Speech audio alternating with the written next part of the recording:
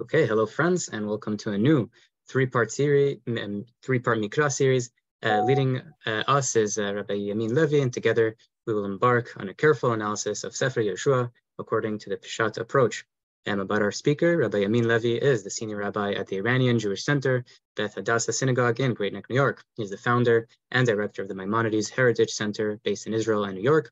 He has authored and edited several books as well as published extensively in English, Hebrew, and Katav. He published an award-winning novel called Sababa that deals with the Israeli-Arab conflict. Rabbi Yamin Levy has an active YouTube channel and corresponds via email with a learning community around the world. Rabbi Levy has been with us in the past, and I believe his shoot from last year is one of the most popular on YouTube. So I highly recommend to check that out. Thank you so much, everyone, for being with us live and for being with us, for checking us out afterwards. And thank you so much, Chacham, for your time. The floor is yours. Thank you. Wow, what a nice introduction. I appreciate that. Welcome to our class. It's a three-part series on Sefer Yehoshua, and we're going to get right to work. So the text I like to use is Mosad Harav Kook on the book of Yehoshua, and the reason why is because the author of this one in the series, Yehuda Kil, was one of the great Bible scholars, taught at Hebrew University for many years, and really a brilliant Torah scholar. The text that is used here in the Mosad Harav Kook is the Aram Soba text, which is generally the text I would recommend for the use of any Tanakh. That's the same text that this is the Feldheim Koren Tanakh, which I use. Before this, I used to use the Breuer Tanakh, which uses also the Aram Soba text. What Yehuda Kil does is he will compare the Aram Soba text to the Leningrad texts and usually determine what he believes is the most accurate text. So that's what we're going to be working with. So if you do not have the Mosad Harav Kook, any Tanakh text for our purposes will suffice. As was just said, the approach we are going to take is a rabbinic approach, Ein Mikra Yotze Midei Peshuto. The biblical text is ideally understood Pshuto Shel Mikra. And I invite you to unmute yourselves because I'm going to ask you a question. What does Pshuto Shel Mikra mean? It's a pshat. It's the literal meaning. Literal meaning of the text. Is there such a thing as a literal translation or literal meaning of a text? No. Yes, maybe, maybe not. Does anybody else want to try? What does Pshuto Shel Mikra mean? Our goal is Pshuto Shel Mikra. What does that mean? What's our goal in interpreting and understanding our text? How it was commonly understood at the time? Good. Who said that? Me. Oh, Sina. Excellent. Okay. So Sina touched upon something very, very important. The idea that we want to arrive at an understanding of the text that was understood, or how the text was understood originally by the first readers of the biblical text. And why is that important? Because language is funny. That's the real truth. And there are all kinds of nuances in language that, if we just go with the simple literal approach, we get misguided. For example, what the ayin tachat ayin, an eye for an eye, that's what it means literally. But we know that that's not what the biblical text intended, correct? It intended some sort of financial compensation that will make the damages caused equal to the punishment. And so what Sina said is the direction we're going to take. This also explains how we understand certain expressions in terms in the Mikra. For example, the Torah says, "By Chabed Hashem et leiv paro." and God made Pharaoh's heart heavy. And that's generally understood as God limiting Pharaoh's free will, or God withholding possibilities, possible responses from Pharaoh. That, of course, raises many philosophical questions. How could God limit a human being's free will? Pshuto shel Mikra is something else. Vaychabed Hashem et lev paro is a double entendre in terms of what this expression means. If you study or if you look into ancient Egyptian culture and belief, when a pharaoh would die, the priests would take his heart and weigh it. And if Pharaoh's heart weighed anything more than a feather, he was considered an evil pharaoh. So when the Torah says, "Vaychabed Hashem et lev paro," and God made Pharaoh's heart heavy, the original readers understood this as meaning that Pharaoh was evil. And whatever God's intervention was, it certainly, the expression was a moral, a moral comment or commentary on Pharaoh himself. So that's going to be our goal. Our goal is to... Question, please. So what do you think of Robert Alter's translation? Whose? Robert Alter. Yeah, all translations are an interpretation, all of them. But if you read Robert Alter's introduction to his translation, he's going to tell you much of what I'm saying right now. That we're going to try to get to reading the text as closely as possible to the way it was originally understood. So how do we get to that point? What's the earliest commentary on the Mikra?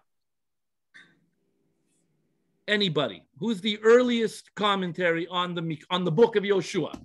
We have the book of Yehoshua. What's the earliest commentary on the book of Yehoshua?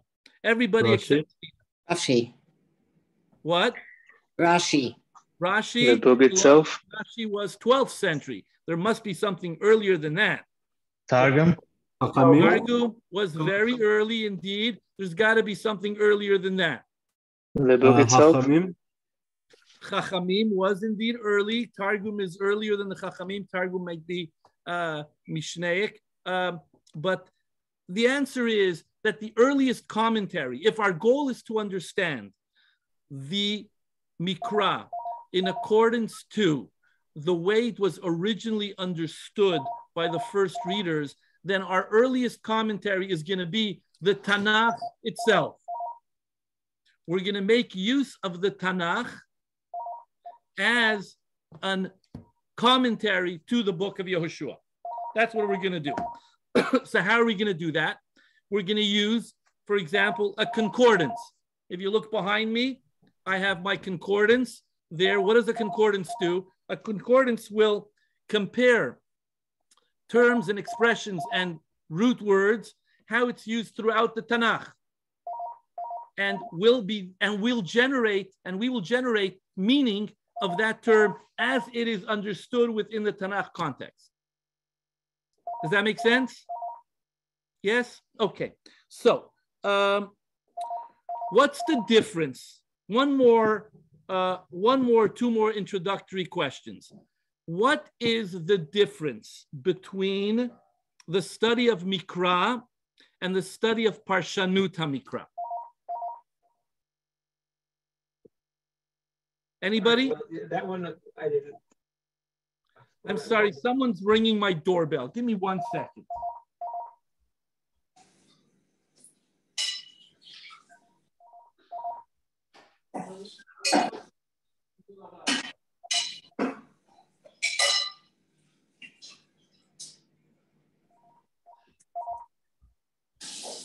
I'm so sorry about that. What's the difference between the study of Mikra and Parshanut HaMikra? Because Mikra is the plain reading and Parshanut is commentary. Correct. So we're gonna study the Mikra. Now we might make use of the commentaries such as Rashi, Radak, Ibn Ezra, and others, Ramban, Nachmanides, but that's not going to be our focus. Because if we were interested in what the commentaries say, that would be the study of Parshanut HaMikra. And we would be studying what each commentary did, their methodology, and find patterns in their methodology through the book of Yehoshua, if that was the text we're working with. That's not what we're going to be doing. Our focus is going to be solely the Mikra. And when a Parshan says something that is relevant to our study, we may not introduce them to our work. Okay, let's begin with dating the book of Yehoshua. That's very important. It's always an important exercise to date the material we're working with. Now, when I say dating it, I want to be very clear. The book of Yehoshua is not necessarily a history book. You understand that, correct? It's a book of Tanakh. And the narratives that appear in our Tanakh, while they may be historically significant and speak to the history of the Jewish people, it's not necessarily history. For us, the book of Tanakh is primarily a book of theology, of our relationship with God, God's relationship with the Jewish people, what God expects of us, what the Torah demands of us, etc. But it's not necessarily history. Having said that, it's important that we have a general sense of where we're placing this on a historical spectrum. So, how do we go about dating Kibush Eretz Yisrael, the first conquest of the land of Israel, the death of Moshe Rabbeinu, and the transition of power from Moshe Rabbeinu to Yehoshua? How would we go about doing this? Any suggestions? So I would suggest if you take a calculator, which I have right over here, my cell phone, and we are in what year are we now? 2022, correct? So if you take 5783 less 2022, so the world was created according to Jewish tradition in the year 3761 BCE. Does that make sense to everybody? Do you understand that? Just give me a nod if you understand that, because it's very important that we kind of be on the same page here. Now, what year was Avraham Avinu born according to Seder Olam? Does anybody know? It's easy to remember. 1942? 1948. 1948. It's easy to remember because that's the year of the establishment of the state of Israel. So we're going to subtract 1,948 years, and that's going to give us, so Avraham Avinu lived at around 1800 BCE. How old was Avraham when Yitzchak was born? 100, right? So we're going to subtract 100. And how old was Yitzchak when Yaakov was born? 60. Less 60. That puts us at 1653. How old was Yaakov Avinu when he died? Anybody? 147, right? Did I do this right? Let's see that I lost it. 1650 less 147 equals 1503. How many years did the Jewish people spend in Mitzrayim? This you know. Well, 400 is from the time of Abraham Avinu, right? 430 years from the time of Abraham Avinu. But how many times? 210 years, correct? Less, 210 years. So Yetziat Mitzrayim is around 1300 BCE. And then we subtract, let's say, 40 years in the desert. And so we're at about 1250 BCE. Now, in the academic world, they date this period of Yehoshua, the initial conquest of the land of Israel, right around there, around 1300. Some as early as 1400 BCE, some as late as 1280 BCE. So being at 1300 BCE puts us right there. And so one could argue that Seder Olam Zuta, which is what I based my calculations on, while it gets more complicated later on, in these initial calculations, we're right there with the academic world. Now, if you dig into the archaeology a little bit, there's a professor, his name is Zartal. Let's see if I can find Adam Zartal. In the early 90s, he claims to have made a discovery of artifacts in Mount Ebal, which is one of the first places Yehoshua came to, that suggest the people of Israel, after leaving Egypt, ended up over there towards the entrance of the land of Israel, Mount Ebal, Har Eval, and again, dates it right around this period of time. So I'm comfortable as a scholar and with integrity to say we're talking about a period about 1300 before the Common Era. Another way to measure this, calculate this, is at the beginning of the book of Shmuel, we are told that Shlomo HaMelech dedicated the Beit HaMikdash 480 years since the initial conquest of the land of Israel. So what would that be? Let's subtract 480.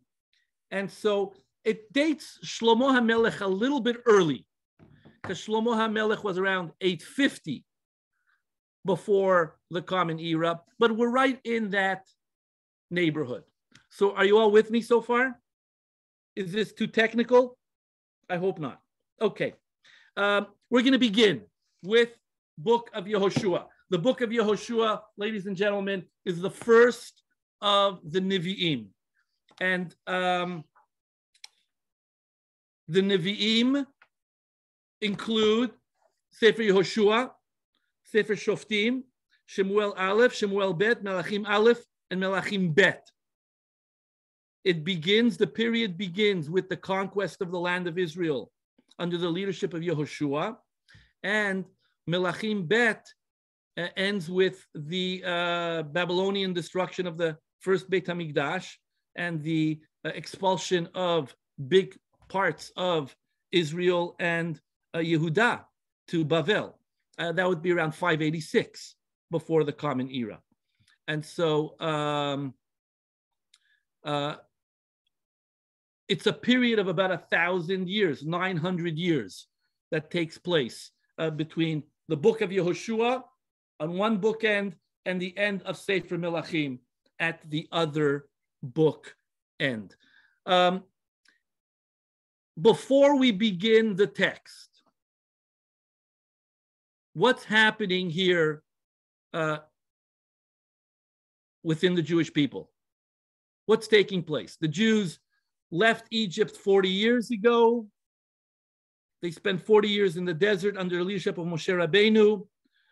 And so what's happening now? Anybody? Entering the land. Say it again. Entering the land. You have to enter the land. I would argue that that's the easy part.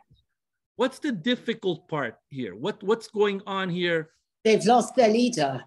Yes, excellent. So number one, they lost their very beloved leader, Moshe Rabbeinu. Correct? Moshe Rabbeinu, for whatever purposes the divine plan had, Moshe was raised among Egyptians, and he successfully brought down the Egyptian empire and was able to extract a big portion of the Jews that were living in Egypt to follow him out. And they experienced a great theophany at Mount Sinai, spent 40 years in the desert, and now their leader is dead. So what happens next? What is the big hurdle next? Conquering the land. What? Conquering. Well, conquering is going to be the easy part. No, they have to acknowledge Yehoshua as their leader.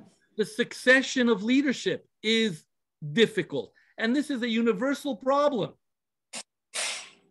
This is a universal problem. Transition of power and leadership is always dramatic.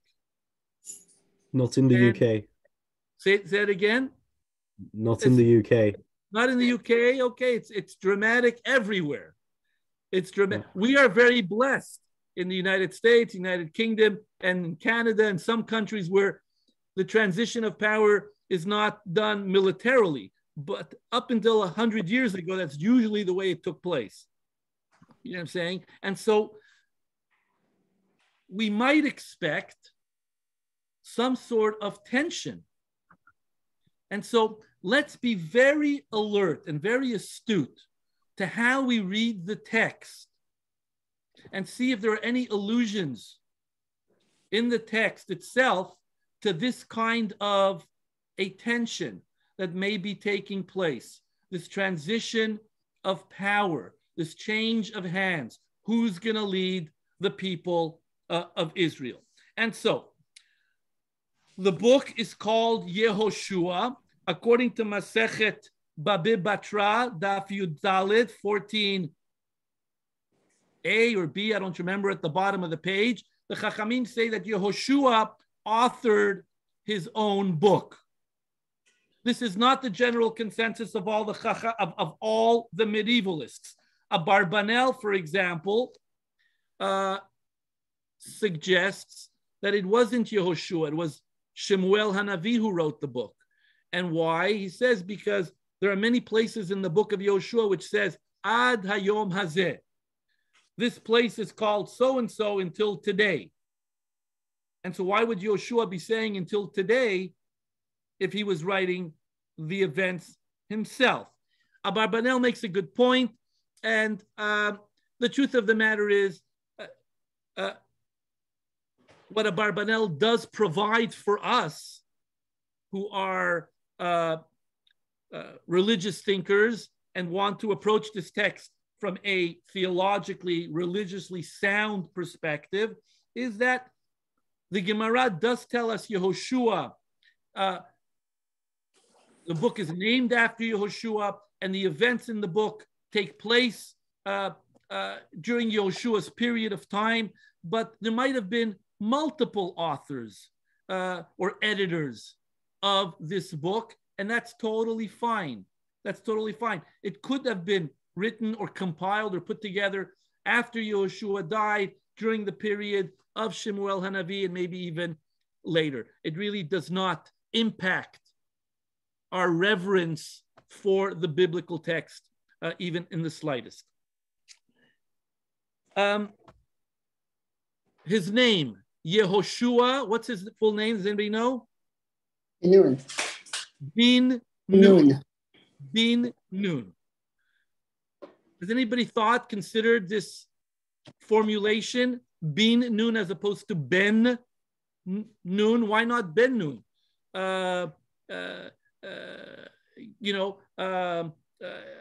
Nachshon Ben Aminadav. It's usually Ben with a sigol. Why is it Bin with a shirik here? Does anybody? So the truth of the matter is, I'm asking you a difficult question, a question that we probably don't have a good answer to. Radak wants to suggest that this is accurate grammatically, but it's not convincing. We have one other place in Mikra, in the book of Mishle. In chapter 30 of Mishle, the pasuk says, Divrei Agur bin Yakeh. The words of Agur bin Yakeh, and that's the only two people in the Tanakh that are referred to with a bin as opposed to ben. You have in what? Sefer Yonah, but that's not a person, correct?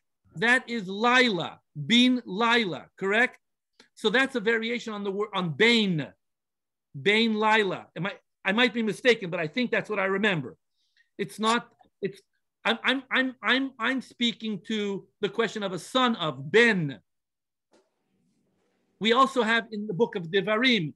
What do we have in Devarim? We have Vehaya bin Hakot Harasha, correct?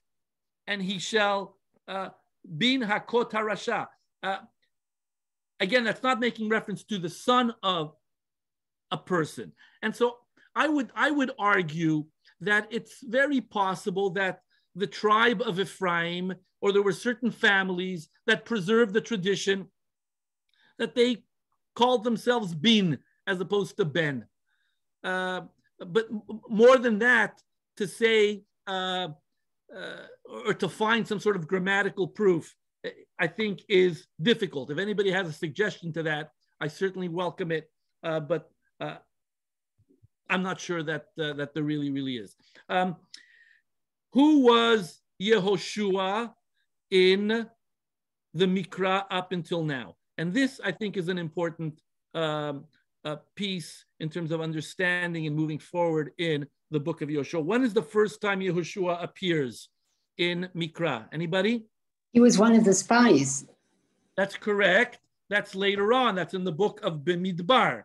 But Yehoshua appears, if I'm not mistaken, with Amalek, correct, early on in the book of Shemot, chapter 17. And over there in the book of Shemot, let me just quickly look, he's referred to as Yehoshua, correct? No father's name, just Yehoshua. I thought he had a hey added. That's later on. That's later on. In the book of Shemot, let me just see quickly here. It says, "Vayavo Amalek v'alachem Yisrael b'fidim, vayomer Moshe el Yehoshua, bechar lanu anashim." So over there, he's referred to as Yehoshua. Yehoshua is selected by Moshe Rabbeinu to lead the Jewish people to war. This was a new experience for the Jewish people. It certainly was a new experience for Moshe Rabbeinu. Moshe Rabbeinu was a great prophet, a great legislator, a great leader, a great negotiator, but he wasn't the man who was going to lead them to war. It was Yehoshua. The Jewish people faced war, and the pasuk says, Moshe asked Yehoshua, Bechar lanu anashim, go select an army and take us to war. The next time Yehoshua is mentioned, it's also in the book of Shemot. Anybody? You might remember. By the Egel? Yes, correct. At Chet HaEgel. And over here, let's find it.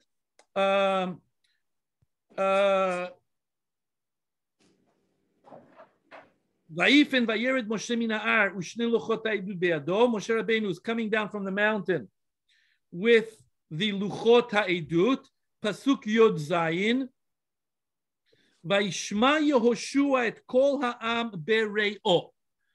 Yehoshua hears the sound of the people bere'o, from the shorish ra, not in its ideal state. Vayomer el Yehoshua, Vayomer el Moshe, kol milchama b'machane. Yehoshua hears a sound, and how does he interpret it? Kol milchama. This is very, very important. The sound of war. Sound of war. Yehoshua is being depicted for us as the warrior in this duo between Moshe and Yehoshua.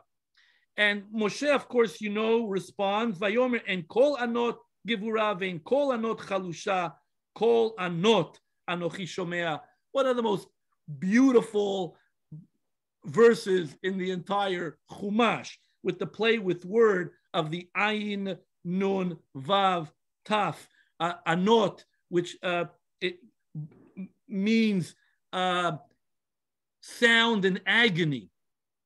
And Moshe Rabbeinu, this is not the sound of victory or the sound of we're losing, but rather it's the sound of some sort of suffering, anot, that he's hearing. So Yehoshua, again, introduced here alongside Moshe Rabbeinu at Mount Sinai, and Yehoshua hears the sound of war. Let me ask you a question. We're going to get to this in the book of Yehoshua. When Yehoshua has a vision, his first prophetic vision in the book of Yehoshua, what does he see? Does anybody remember? It's Malach. Yes, a malach. And how is the malach dressed? With a drawn sword. Correct. The malach is dressed in a military gear. The reason why that's very important is because one of the elements required of the prophet is the imaginative element. The prophet has to be morally perfect, has to be intellectually and spiritually perfect, and he also has to have a very disciplined, imaginative element. And so it's no surprise that Yehoshua sees an angel dressed as a warrior, because Yehoshua is the warrior par excellence. You know what I'm saying? He's the great warrior of the Jewish people of that period. He's the general and warrior of the people. And this is important because it now is going to explain to us the next appearances of Yehoshua in the book of Bamidbar. So the first is in the book of Bamidbar with the incident of Eldad uMeidad mitnabeim betoch hamachaneh. And what happens over there? Eldad uMeidad remained prophesying in the camp, and Yehoshua, wanting to protect Moshe Rabbeinu's honor, says to Moshe Rabbeinu, he says as follows.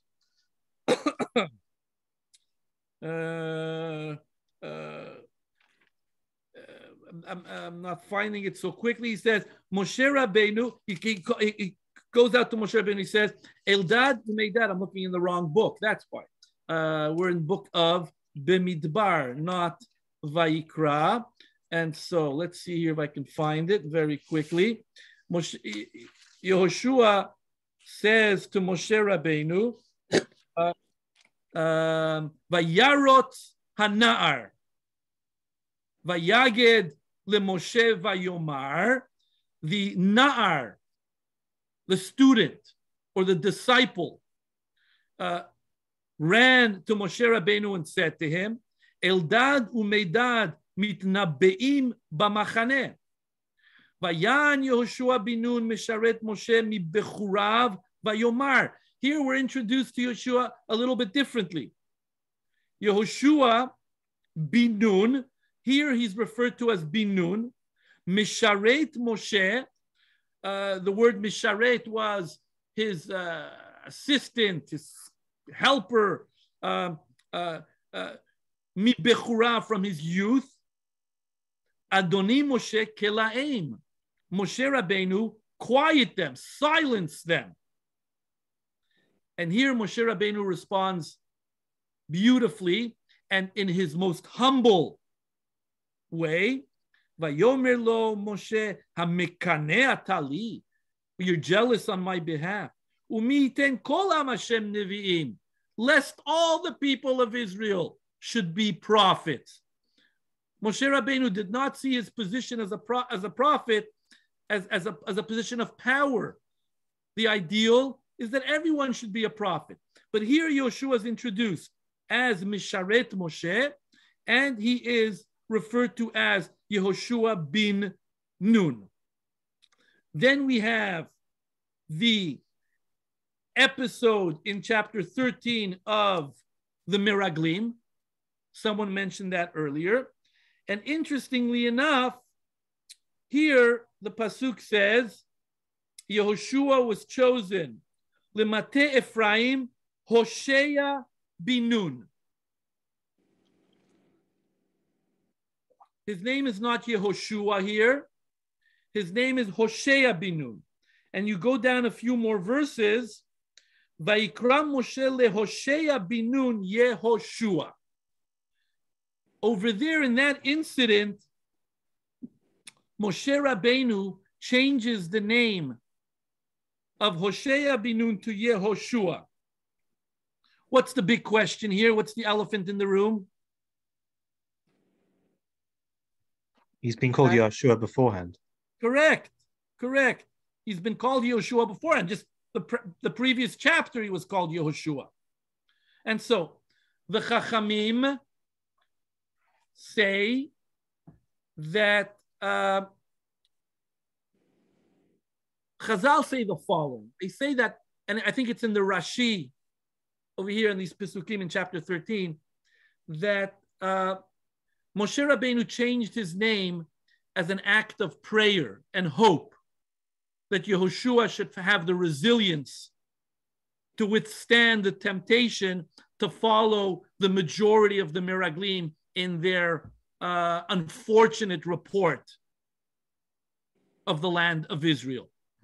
We can take this idea and apply it to the chronology here. And we could say that Moshe, this idea, this notion of changing the name as an act of prayer from Hoshea to Yehoshua, you will be the Redeemer or be redeemed. We can argue that really Moshe Rabbeinu changed his name the first time Yehoshua was asked to put his life at risk when he was going to defend the Jewish people against Amalek.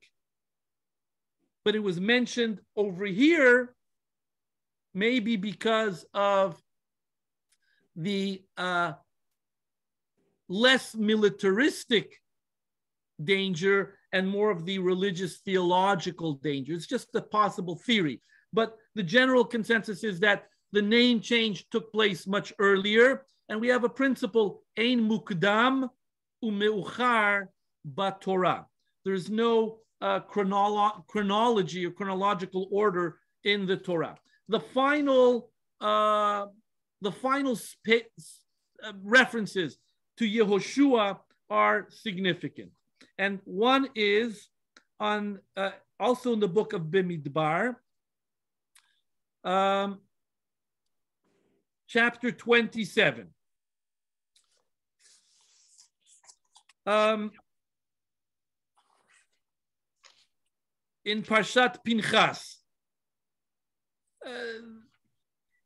Earlier on in the book of Bamidbar, the Jewish people should have already been on their way into the land of Israel, but they sinned, they rebelled, they wanted food, and the whole plan of Vahi bin Soharon v'Yomer Moshe falls apart. Moshe Rabbeinu turns to God in chapter 27 of the book of Bamidbar and says, Vayomer Moshe Hashem lemor, ifkod Adonai Elohei ruchot lechol basar ish al ha'edah. God should select a leader, a man, to lead this congregation. Asher yitzei lifnehem v'asher yavo lifnehem. A man who will go among them and move among them. V'asher yotziem, v'asher yeviem, and will lead them in and out. V'lo tiyeh adat Hashem katzon asher ein lahem ro'eh. Now, for me, this becomes a difficult text. Why? Because up until this point, Yehoshua has proven himself. Yehoshua was the next in line, Misharet Moshe. Why is Moshe Rabbeinu now asking for a leader? As opposed to Moshe Rabbeinu saying, listen, I'm ready to retire. Let's give Yehoshua semicha once and for all. That's not what he said. What kind of leader is Moshe Rabbeinu looking for here? Anybody in that pasuk? A spiritual leader as opposed to the military leader which Joshua has been up till now? Brilliant. That's correct. The lashon Moshe Rabbeinu uses is asher yetzeh lifnehem v'asher yavo lifnehem. And this expression occurs only one other time in Tanakh. It occurs, does anybody know? I mean, I don't expect you to know, but it occurs. King David? Yes, who said that? That's correct. Very, very good. It occurs with David HaMelech in Perek Yudchet. David HaMelech is speaking to Vayar Shaul asher hu maskil me'od vayagu mipanav v'chol Israel v'Yehuda ohev et David. Everybody loves, embraced David, fell in love with David. Why? Ki hu yotzeh v'ava lifnehem. He comes and he goes amongst the people. He's the people's man. As opposed to Yehoshua, who is that Mr. Simon? I'm reading your name. Simon. Yeah, Mr. Simon noted, this is an expression of the spiritual leader, the beloved rabbi, the beloved prophet, the teacher. And that was not Yehoshua. Yehoshua was a warrior through and through. When he hears noise, he hears war. When he has a prophetic vision, he sees a military vision. And God responds to Moshe Rabbeinu by saying, Vayomer Hashem el Moshe, Kach lecha et Yehoshua bin Nun, Ish asher ruach bo. Take Yehoshua. He has the Spirit of God. V'samachta et yadecha alav. You have to make a public display of giving him semicha, putting your hands upon him. Ve'hamadeta oto lifnei Elazar haKohen ve'lifnei kol ha'edah, before the Kohanim and before the people. There should be no question as to who is the next leader here. V'tzivita oto le'eineihem, and you will command him before all of them. Tzivita here might mean command, but also mean appoint him. I think that's more accurate. Appoint him in front of all of them. V'natata mehodecha alav leman ishmu kol adat ben Israel. Moshe Rabbeinu had a different vision for a leader. But God intervenes. Why? Because what's the kind of a leader that the people will need after Moshe Rabbeinu dies? They will need, as you all assume, is a military leader. They have to conquer the land of Israel. Okay, let's continue. The book of Devarim. We have two more references to Moshe Rabbeinu in the book of Devarim. One reference to Moshe Rabbeinu and Yehoshua teaching the Torah to the people. Let's look at that very quickly. Wrong book here. Let's look at that very quickly because it's significant. Let's see, 32. Listen to this. Vayavo Moshe vayidaber et kol divrei hashira azot beoznei ha'am. Moshe Rabbeinu comes and he's putting forth this shira, the shira which we assume is the Torah before the people. Who? The Hoshea bin Nun. Moshe and Hoshea bin Nun. Why he's called Hoshea here, I don't have a good answer for that. If any one of you do, and you want to share it, you're welcome to. And then the final passage of Yehoshua is, of course, when Moshe Rabbeinu dies. The Torah tells us, Vayal Moshe me'arvot Moav.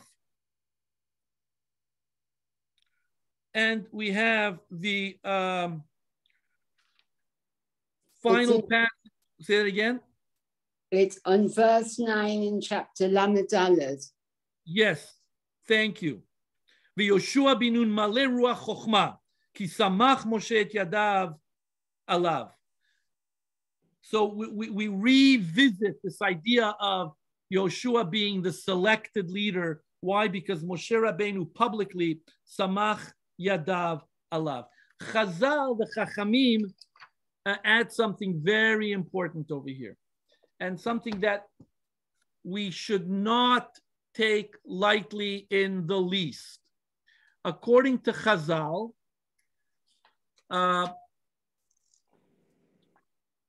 they ask, after Moshe Rabbeinu dies at the end of Devarim, so who completed the Torah, the last 8 verses after Moshe Rabbeinu dies? Umoshe ben 120 shana bemoto, etc. And so Chazal say in Masechet Baba Batra that the last Pesukim were written by Yehoshua bin Nun. And I understand that to mean that Yehoshua here is invested by Chazal with great authority. The go-to answer is that Moshe wrote it b'nevuah, correct? That Moshe Rabbeinu wrote the last Pesukim in a prophetic state. The courageous answer, and the answer that imputes great prophetic powers and leadership powers onto Yehoshua, is that Yehoshua himself wrote those last Pesukim. Okay, I think in terms of introduction, I'd like us to begin chapter 1 of the book of Yehoshua. And so what I usually like to do when I am faced with a chapter is I like to divide it up into portions, to break it up. And the first chapter has 18 Pesukim. And what's nice about this first chapter is that it naturally divides itself. Pesukim 1 through the end of 9, Pasuk Yod to the end of Yod Aleph, and then Pasuk Yod Bet to the end of the chapter. Now we're fortunate that it divides up this way in the biblical way, but you all know that the chapters organizations in Tanakh are not Jewish, correct? Am I saying something that someone does not? Yeah, that the chapters were established by the church sometime in the late Middle Ages. I don't know exactly the time, but sometime in the late Middle Ages. But the Tanakh is organized internally. And when it fits nicely like this, it's wonderful. So I'm going to read for you the Pesukim, and if you can just be attentive to repeated words, if you can be attentive to alliterations and subtle messages that are being introduced here that might speak to some of the points we raised in our introduction, I think that would be very, very good. You should all know that in my community, I'm born in Morocco, and in Morocco, this is the first haftarah. When you learn how to read Hebrew, you recite publicly. So at age 6, I read. You want me to chant it for you? I have a terrible voice. Chant. עבד אדוני, ויאמר אדוני אל יהושע בן נון, משרת משה לאמור, משה עבדי מת ואתה קום עבור את הירדן הזה, אתה וכל העם הזה, אל הארץ אשר אנוכי נותן להם לבני ישראל, כל מקום אשר תדרוך כף רגליכם, בו לכם נתתיו, כאשר דיברתי אל משה מהמדבר והלבנון הזה ועד הנהר הגדול, נהר פרת, כל ארץ החיתים, ועד הים הגדול מבוא השמש, יהיה גבולכם, לא יתייצב איש לפניך כל ימי חייך, כאשר הייתי עם משה אהיה עמך, לא ארפך ולא אעזבך, חזק ואמץ, כי אתה תנחיל את העם הזה אל הארץ, אשר נשבעתי לאבותם לתת להם, רק חזק ואמץ מאוד לשמור לעשות ככל התורה אשר ציווך משה עבדי, אל תסור ממנו ימין ושמאל, למען תשכיל בכל אשר תלך, לא ימוש ספר התורה הזה מפיך, והגית בו יומם ולילה, למען תשמור לעשות ככל הכתוב בו, כי אז תצליח את דרכיך ואז תשכיל. הלא ציוויתיך חזק ואמץ, אל תרוץ ואל תחת, כי עמך אדוני אלוהיך בכל אשר תלך. So when do we read this? Does anybody know? When is it recited? Which haftarah is this? That's correct. It's the maftir of Simchat Torah. And so we're very liberal on Simchat Torah, but amongst Sfaradim, a pre-bar mitzvah could read a maftir and could read a haftarah for Akal at any time during the year. But this is the first haftarah that, at least in the Moroccan community, we allow a young boy to recite publicly. So what words stand out over here? What combination of words? Anybody? Ematz. Thank you. Chazak ve'ematz. That's correct. Chazak ve'ematz appears in the first 9 Pesukim 3 times. Chazak ve'ematz means be strong and courageous or brave. And it might be speaking to this tension we are aware of already in terms of the transition of power, transition of leadership. If we take our concordance and we look up the expression chazak ve'ematz, it appears 11 times in Tanakh. 6 of those times, they're associated with Yehoshua ben Nun. And it links us to the book of Devarim, because twice in the book of Devarim, we are, the expression chazak ve'ematz appears. Let me see if I can find it for you. Let's see if I could find it for you. 31:7. Let's see here. ויקרא משה ליהושע ויאמר אליו לעיני כל ישראל חזק ואמץ כי אתה תבוא את העם הזה לארץ אשר נשבע אדוני לאבותם לתת להם. ואדוני הוא ההולך לפניך ויהיה עמך lo yarpecha v'lo yazveka, al tira ve'al techat. Notice the synergy, the parallel in terms of language between what Moshe Rabbeinu is telling Yehoshua here at the end of Devarim and the Lashon used in this chapter. Moshe Rabbeinu says to Yehoshua, V'Adonai hu ha'olech lefanecha hu yeimach lo yarpecha ve'lo ya'azveka. And here God says to Yehoshua, Lo yityatzeb ish lefanecha kol yemei chayecha, kasher hayiti im Moshe, ehye imach lo arpecha ve'lo ezveka. Why is this linkage important to us? Continuity. It links the book of Devarim to the book of Yehoshua intimately. Yeah.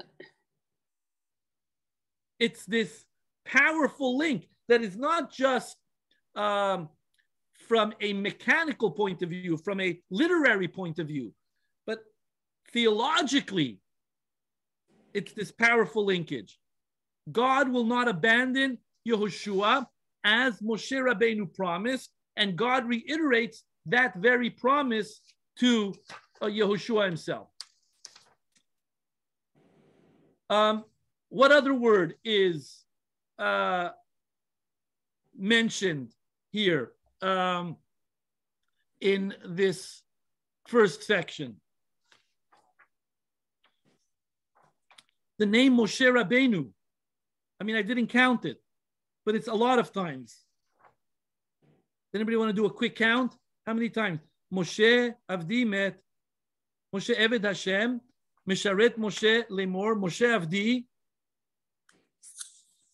Dibarti El Moshe,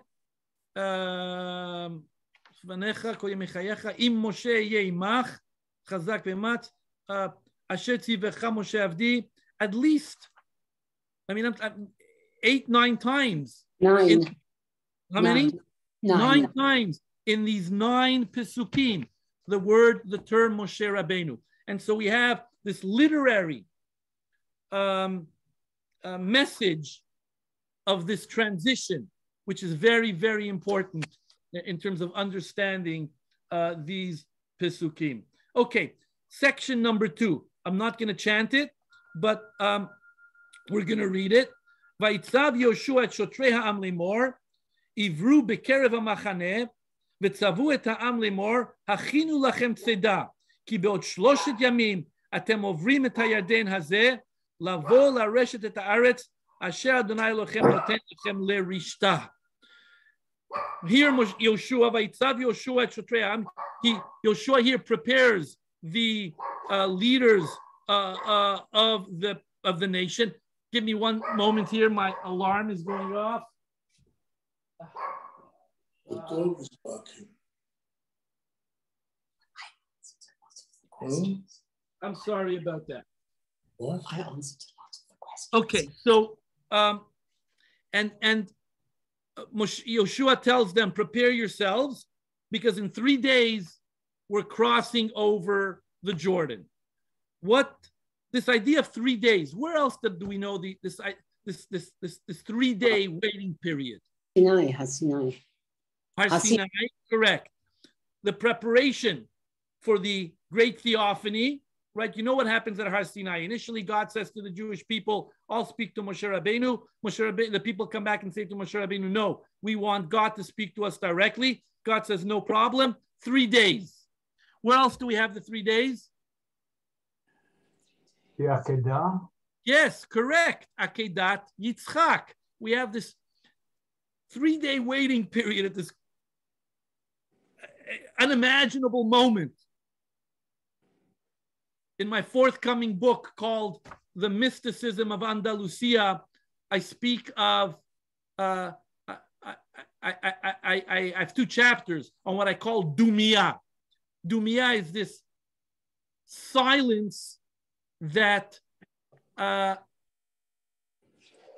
is a contained silence. Instead of screaming, we're asked to remain silent. Vaidom Aharon. Aharon remained silent as his children lie dead before him. Avraham Avinu, 3 days, has to remain silent as he prepares for the unimaginable.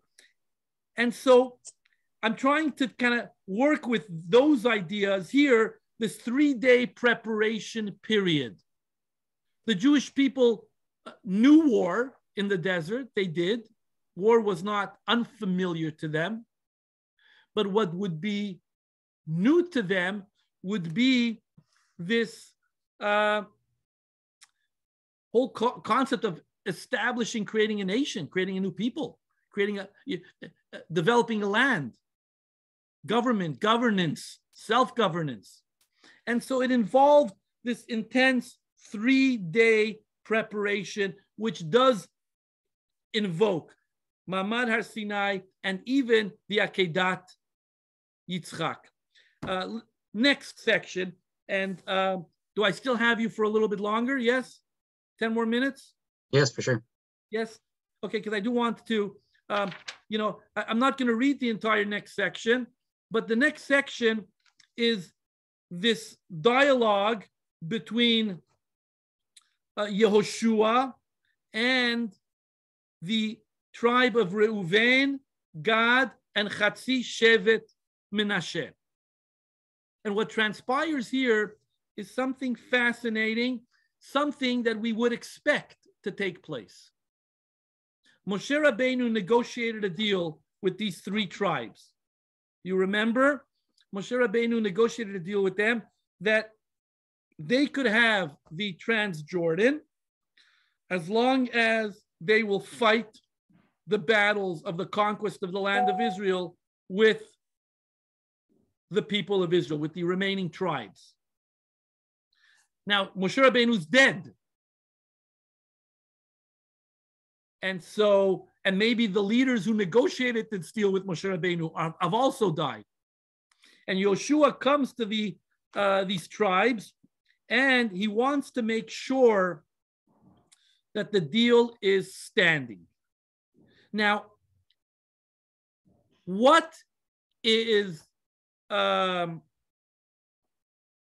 do these 3 tribes have in common? Reuven, Gad, and Chatzi Shevet Menashe. Does anybody know? They're the other side.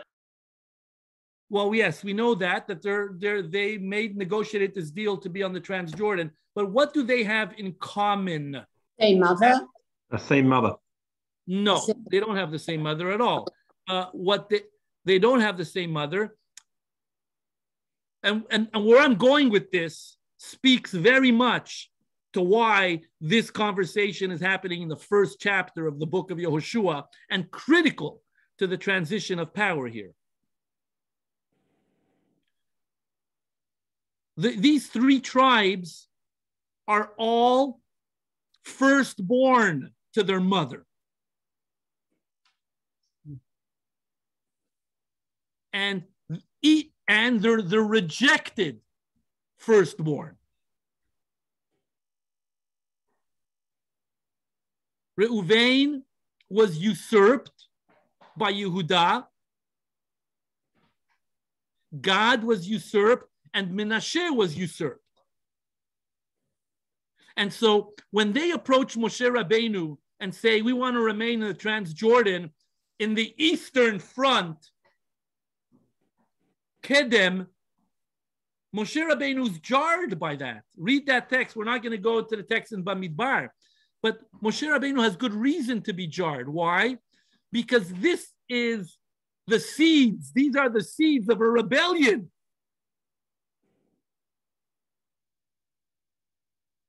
These are legitimate heirs to leadership.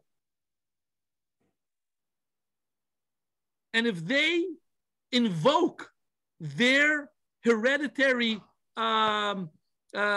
birthright, this can destroy the entire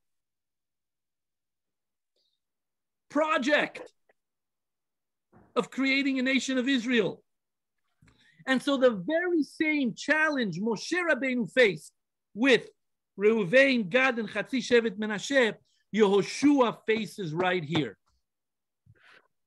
And beautifully and thankfully, they respond to Yehoshua by saying, Vaya'anu et Yehoshua lemor, Kol asher tivitanu na'aseh. They say to Yehoshua, all that you command us, we will do. Vel kol asher tishlachenu nelech. You are our general. Where you tell us to go, we will go. Kechol asher shamanu el Moshe, ken nishma elecha. Just as we listen to Moshe, we will listen to you. Rak yeh Hashem Elohecha imach kasher hayah im Moshe. The only condition is that you be loyal to God and God is loyal to you. Kol asher ish asher yamret picha, and we will be the guardians of any rebellion. Anyone who rebels against you, v'lo yishma et devarecha lechol asher tetzavenu yumat, rak chazak ve'emat. What a beautiful way of concluding this first chapter, this chapter which represents so much potential disaster. And it just comes together so beautifully. So I want to end with a teaser for our next class and for our next two classes. Our next class, we're going to talk about the story of Rachav and the spies who enter the city of Yericho. And I'm going to tell you this. This story has been so misunderstood and so misrepresented, it's tragic. You want to understand the book of Devarim, we have to understand the story of Rachav. As plainly as that.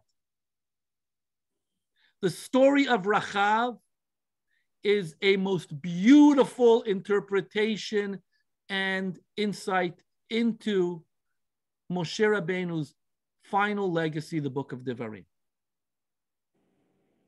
That's number one. And number two, I want to read you a halacha in Harambam, because anybody who knows me knows that I can't give a shiur without mentioning Harambam at least twice. I mentioned them earlier regarding Nevuah. I'm going to mention them again now. Harambam writes in Hilchot Terumot. I read out of my Mosada Rav Kook, very carefully very much used and edited book. Harambam writes as follows. Kol shehechziku olei Mitzrayim nitkadesh kedusha rishona. The land that was conquered by Yehoshua bin Nun, olei Mitzrayim, was sanctified with kedusha rishona. Kevan shegalu, when they were exiled, batla kedushatan, the sanctity of the land was batla, betela. Shekedusha rishona, lefi shehaita mipnei hakibush bilvad, kitsha l'sha'ata velo kitsha le'atid lavo. The land during Yehoshua bin Nun's conquest had limited sanctity. Why? Because mipnei hakibush, because it was conquered, and it has only kedusha shata and not kidsha le'atid lavo. Hopefully, by the end of our series, I'd like you to remind me of this halacha, and we're going to make sense of what Harambam means here. That Yehoshua bin Nun, a prophet, his kedusha was only temporary, and Ezra Sofer and Shivat Zion, the second Shivat Zion, had longer lasting kedusha, is a radical comment, which we're going to have to figure out and sort out. I hope I didn't waste anybody's time. I hope you enjoyed our study together. I certainly feel that I was able to gel some ideas today in ways that I haven't in the past. I thank you for that. And I hope you'll join us for our second session next round. Thank you. Mr. Simon, if you can introduce yourself to me, please. Yeah, my name's Simon Montague. I'm a member of the Xavera for the last couple of years, originally from London, now living in Jerusalem. Nice, good. And you're an academic by profession? No, I'm sort of on the fringes of academia. I'm a translator. Okay, good. Because I see you have a handle on the text, which is wonderful. Good. Thank you all. I appreciate it. And good. We'll be in touch. Take care. Bye-bye. Thank you so much, everyone. Thank you so much for coming, and stay tuned. I think we're going to be on the 12th and the 15th. So we'll see you then.